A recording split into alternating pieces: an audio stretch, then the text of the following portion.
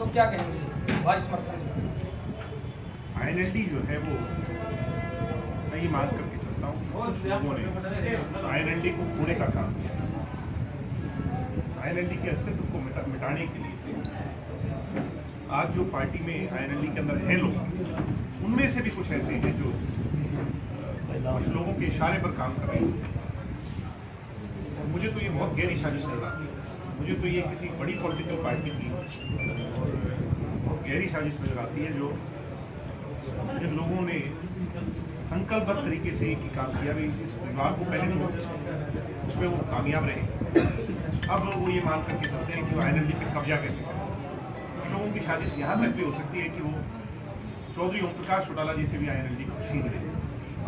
ये भी मुझे ऐसा लगता है। तो इस INLD जिसके लिए लाखों लोगों ने मेहनत कर बनाया था, उसको जो लोग आज चला रहे हैं वो उसको कमज़ोर करने पर चले हैं। उसको दिग्विजय जी, आपने पोजिशन दी है, पार्टी को मजबूत करने का काम किया, लेकिन कुछ आप ही के जो बड़े नेता थे उन्होंने हजम नहीं हुई आपकी लोकप्रियता, ऐसा क्यों?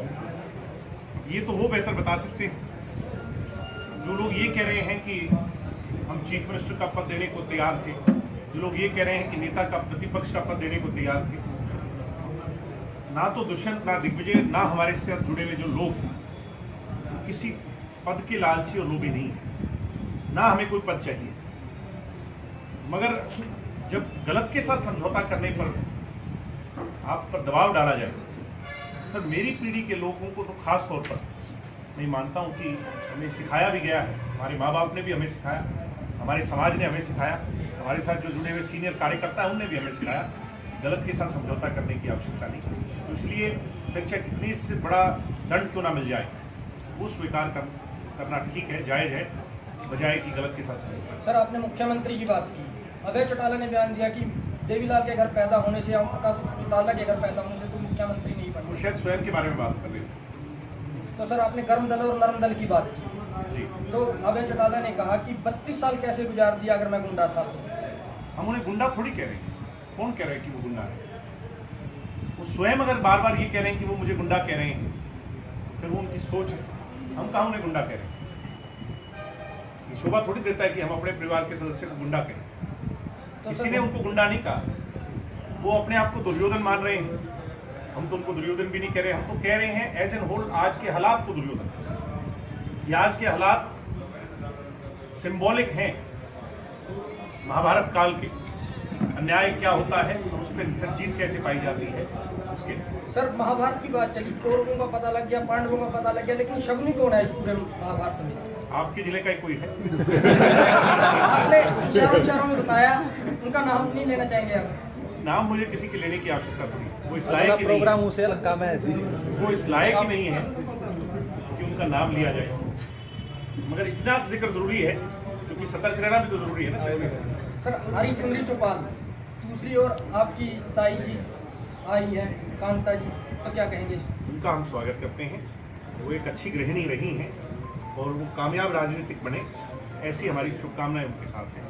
अजय जी का कहना है कि वो राजनीति में नहीं आएगी, ना ही इलेक्शन लड़ेगी। आप क्लेरिफाई पहले दोनों कर लो कि वो आएंगे कि नहीं आएंगे। भगत सिंह का बयान है, वो राजनीति में नहीं आएगी, ना ही इलेक्शन लड़ेगी। परिवार की महिलाएं हों, अगर परिवार के मर्द राजनीति करते हैं तो महिलाओं को करने में क्या दिक्कत है? इसका मतलब तो फिर वो सप्रेस करने वाली बात होगी।